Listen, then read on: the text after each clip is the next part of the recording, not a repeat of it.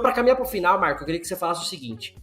Para quem quer entender a importância da criptografia, por que usar criptografia, para quem quer aprofundar no tema, eu quero aprender sobre, porque uma coisa é se aprender sobre criptografia, outra coisa é se virar um criptógrafo, né? Um matemático que vai desenvolver algoritmos novos. Inclusive, a empresa que eu trabalho hoje, a BB, eu tive a oportunidade de estar na Índia há 2-3 meses atrás, e a gente esteve lá numa universidade onde das bolsas lá financiadas de PhD do pessoal era exatamente sobre novos métodos criptográficos. Eles chamavam de Green Cryptography, que é literalmente para usar menos computação, né, e consequentemente menos energia, né, fazer baseado no hardware, aquela coisa toda. Então, o cara até falou, cara, tudo que fala em segurança para vocês usem o algoritmo criptográfico. Ele fala, o que a gente faz aqui é exatamente o oposto, a gente tá criando, né, criptografias novas e tal, então não entendi nada, né, aquele negócio de tese, aquele monte de coisa, completamente fora do meu contexto, mas deu para entender o suficiente. Cara, tem coisas, né, rolando muito boas nessa área, muito importante. Eu queria que você trouxesse pra gente, Marco, é o seguinte, nos próximos 5 minutos pra gente acabar. Eu quero aprender mais sobre isso, ou quero ler sobre isso, eu quero me aprofundar um pouco mais. O que eu tenho que fazer? Para onde eu vou? Eu vou no YouTube? Eu vou no Google? O que eu faço? Ótima pergunta. Primeiro, eu queria falar que você provavelmente já usa criptografia e não sente. Seja na rede, na criptografia WPA, lá que você coloca a senha da sua rede Wi-Fi, que já está implementada dentro do firmware da placa de rede. Os desenvolvedores usam, toda vez que você faz uma chamada para uma API com HTTPS, por exemplo, tá? O HTTPS, o S do HTTPS significa secure, ele é, na verdade, um eufemismo para uma puta camada de criptografia que tem lá dentro, tá, que tem vários algoritmos, envolve certificado digital, etc.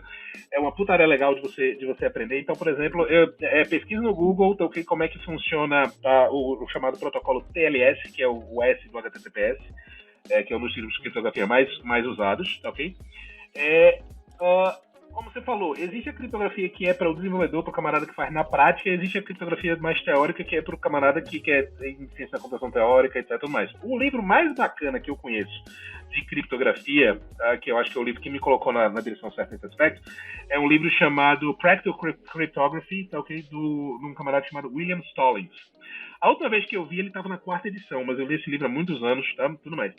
O livro do Stallings, entretanto, na época ele já estava meio datado no seguinte sentido. Existe um outro movimento aí entre os criptógrafos, tá? De fazer primitivas criptográficas mais simples e mais genéricas e mais friendly para os desenvolvedores. A primeira geração de algoritmos criptográficos, como por exemplo o DESTRI, DES, AES, etc., eles eram muito pouco developer friendly, tá? Não eram muito feitos para os desenvolvedores não cometerem erros. Então, por causa disso, os desenvolvedores cometiam muitos erros. Eu recomendaria você estudar uma biblioteca chamada libsodium, de um camarada chamado, liderado por um camarada chamado Dan Bernstein, que é um dos maiores gênios da criptografia de hoje em dia.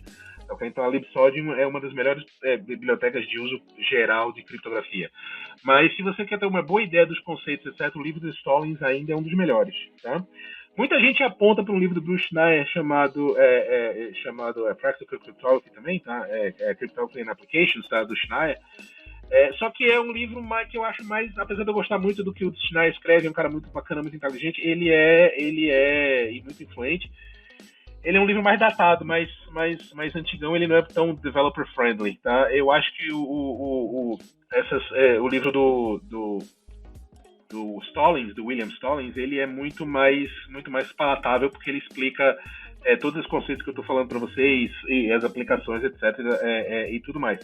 Uma coisa que eu não tenho, que deveria ter, tá, e que eu deveria ter, e que justamente por não ter, eu devia ter escrito, e eu fico embaraçado em não ter feito isso, eu nunca vi um tutorial genuinamente legal para o tipo e o nível do desenvolvedor praticante do dia a dia de hoje em dia, tá?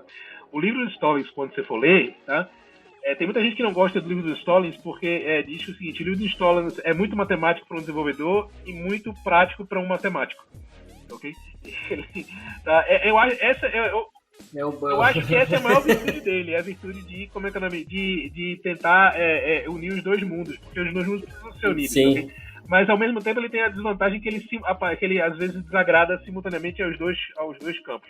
Mas eu acho que ele ainda é o melhor livro que você pode ler nesse aspecto, tem na Amazon tal, e tudo mais.